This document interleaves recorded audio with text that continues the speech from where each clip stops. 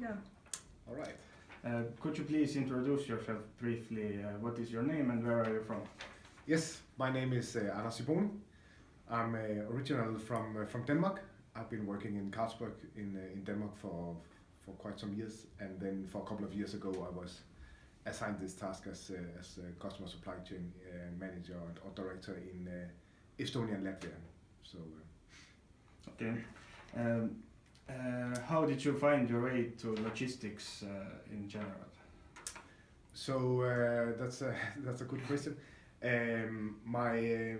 My educational background is as I'm a production engineer from a southern university in Denmark, and in the beginning I was working within production area in another company, but then at some time I thought I would like to broaden my view on supply chain, and therefore I was getting the opportunity to work for Carlsberg within Logistika. So I applied for the job and was lucky to get it. Okay.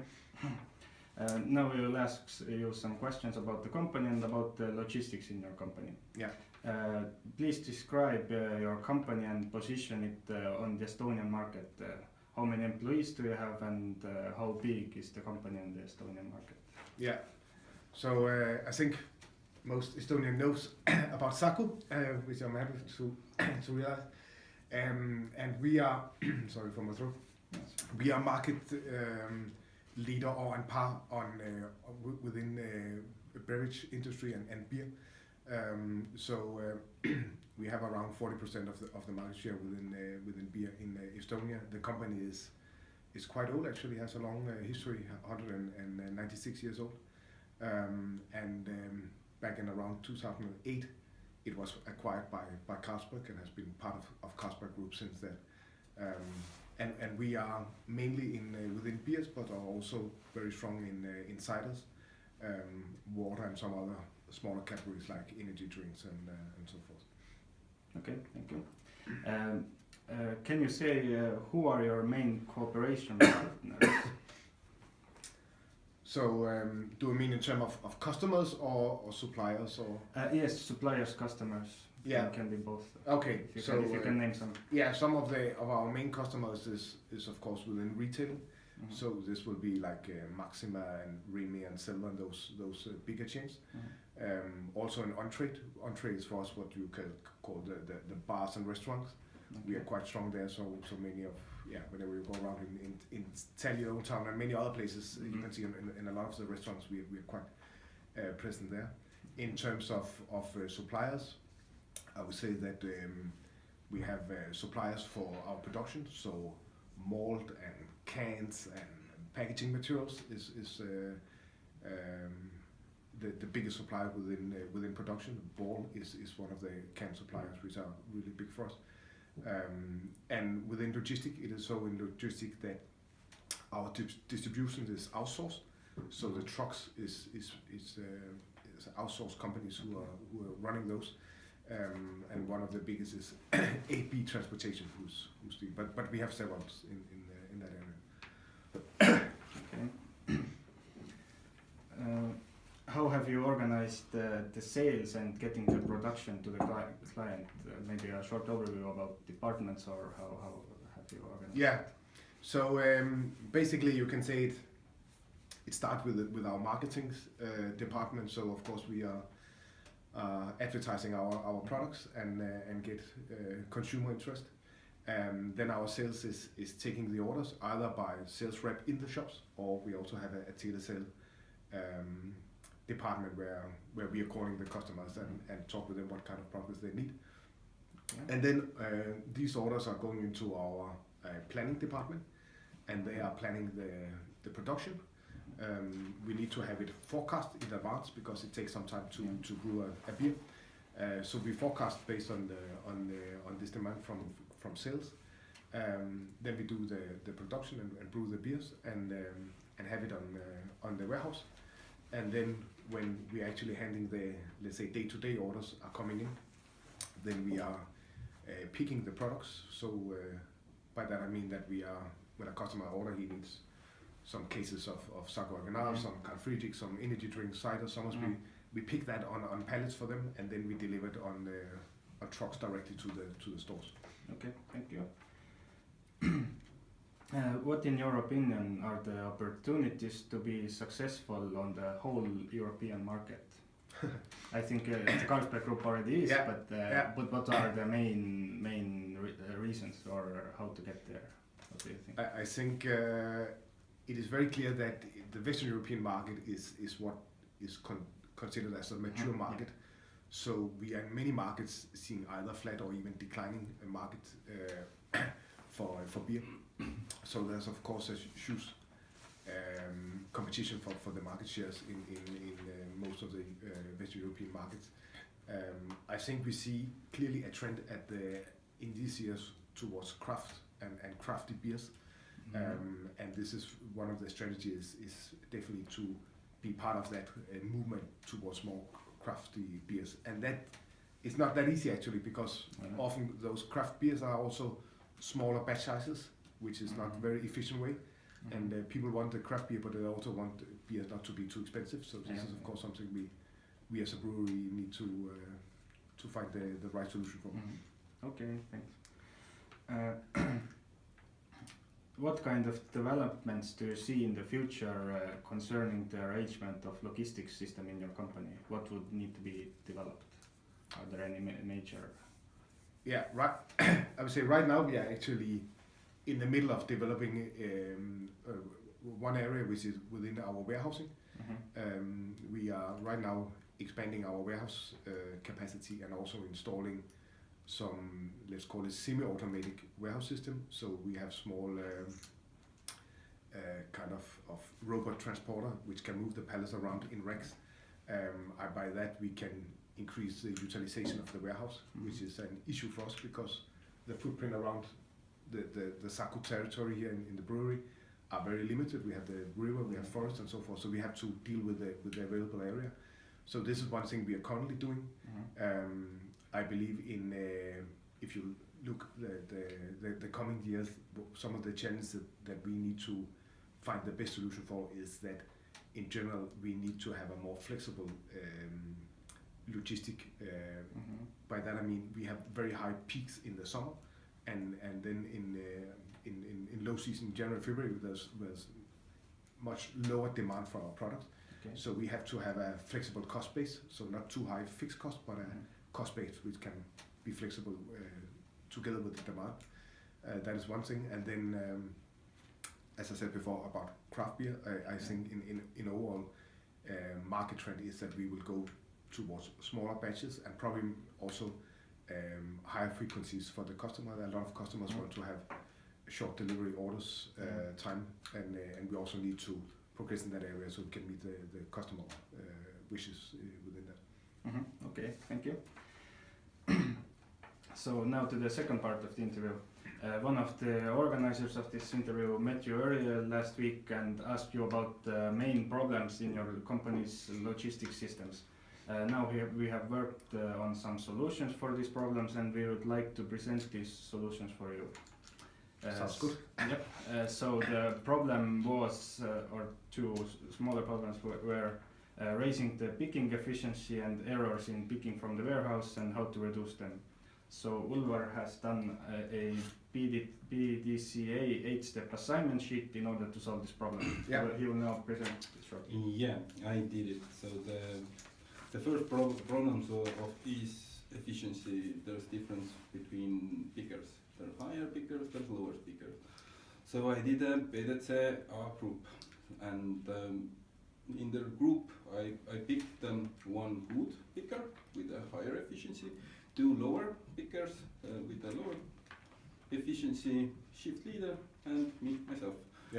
So the main problems that came out there was one of the biggest one was related to the Wi-Fi problem. What we have consistently in warehouse, because in ordering in Weheim, what we have, and there's problem if you cannot log on, or you have to repeat that step again and again and again. So, and the other three problems were related with picker's experience. For example, with lower efficiency, picker would not know how much they would earn if their picking efficiency would increase. it's amazing. But Okay. that is the way.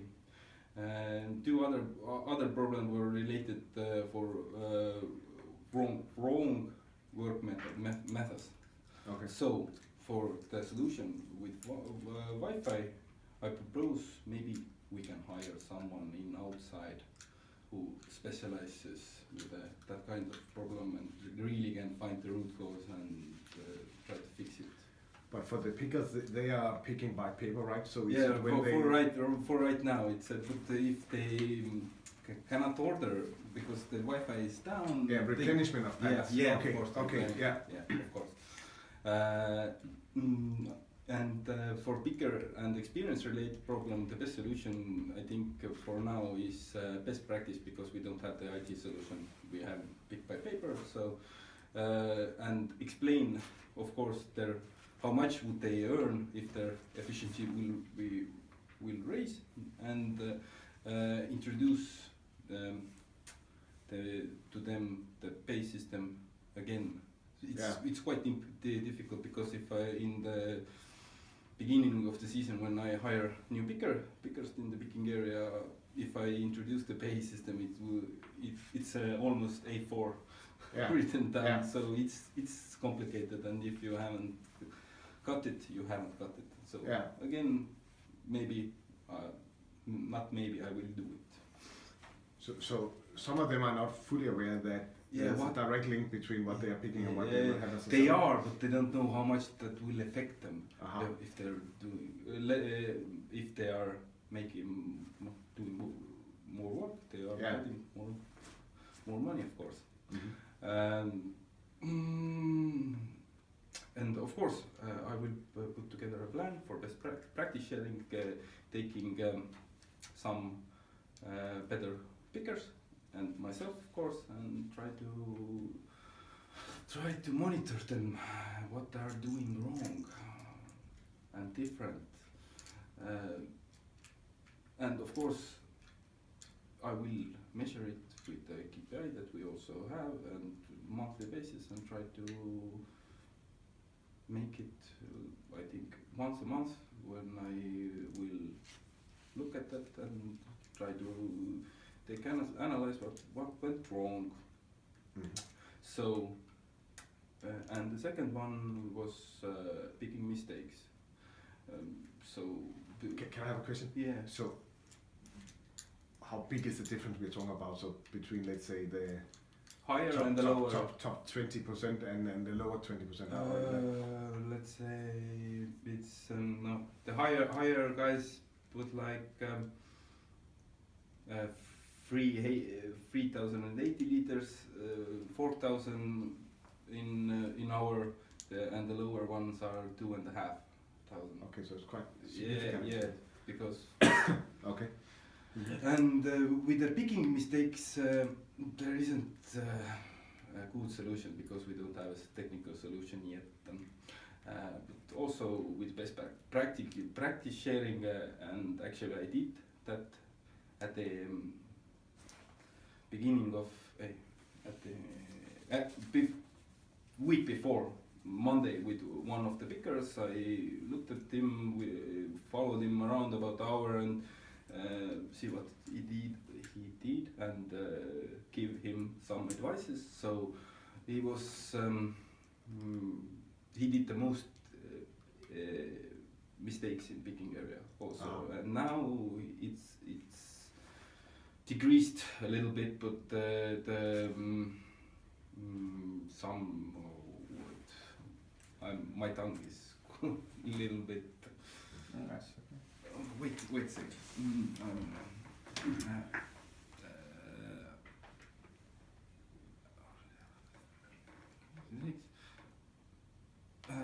But the final result for the best practices sharing will also will come after a month, because we have the monthly based pay system. So I know if he is improved, but as I watched before, I gave him some advices.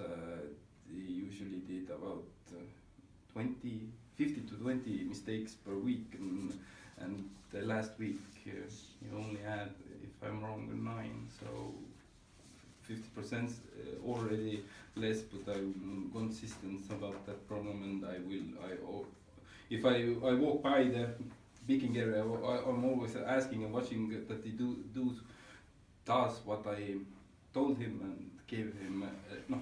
Are there some of these picking mistakes which are kind of usual, that these are the typical kind of- I'm getting to there. Okay. So the next part of that, of course, I'm creating. I think I have time next week. I will create a database for picking mistake. What kind of type they are, so I can analyze the mistake, and maybe it's cause of us because the picking sheet and the area are that way. Maybe I can position some goods around so the mistake wouldn't become.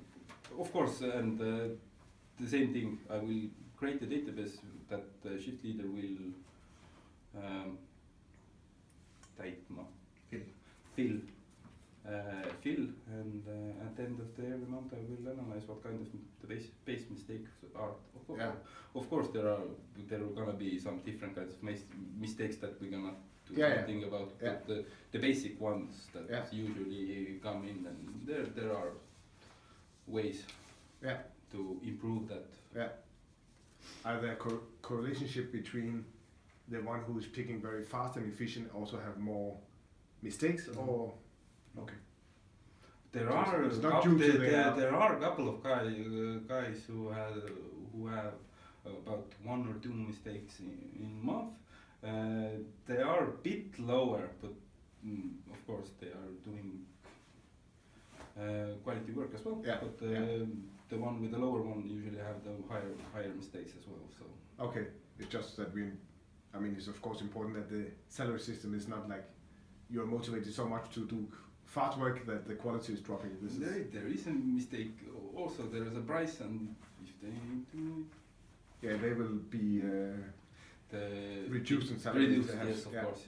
Yes, of course. So that's the end of my part, and what I will do, and you will see the results anyway.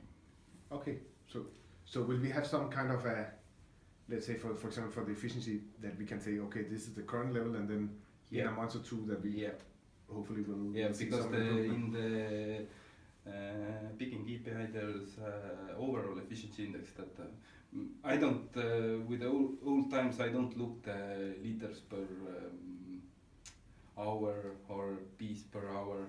There's combined. If there's 100%, that's my target, to get 100% about for everyone, out of everyone. So that's my target, of course. Okay, good. Okay, so these were the real solutions. Now we will just offer some general solutions in order to reduce the mistakes or raise the picking efficiency. And I will have the notes afterward, or should I take notes? I can give. If they are helpful, then no problem. So one general solution would be replace picking by paper with scanner picking. So, but there are pros and cons for both. So picking by paper does not require good internet, but the amount of errors is large, like currently in almost all the warehouses. So, but RF picking is effective with large picks, and errors reduce in picking, that's for sure. And also with RF picking, it will help recognize new products that are recently inserted to the system. So it's easier, don't have to print out a new paper or something like that. Don't have to print out. So, and RF picking also reduces little costs due to barcodes and a simpler system and less paper and to that. But the cons of RF picking are it needs good Wi-Fi, and when not properly trained with the scanners and the system, then errors can also occur. While starting the scanners, of course, the transition is always a little bit hard, and it requires a lot of attention in the beginning, but later it makes work more efficient. So the second general... So just a short comment. I fully agree, and And we are also looking into see how we can move from this pick by paper to a more advanced system, either this pick by this barcode or scanner system, or there's also some pick by voice function. This is the next solution. But I think the challenge so far for us has been that even though you will increase efficiency, and that I'm 100% sure of it will happen, and also decrease numbers of errors and stuff, the initial investment in not so much the scanner itself, but the IT system behind.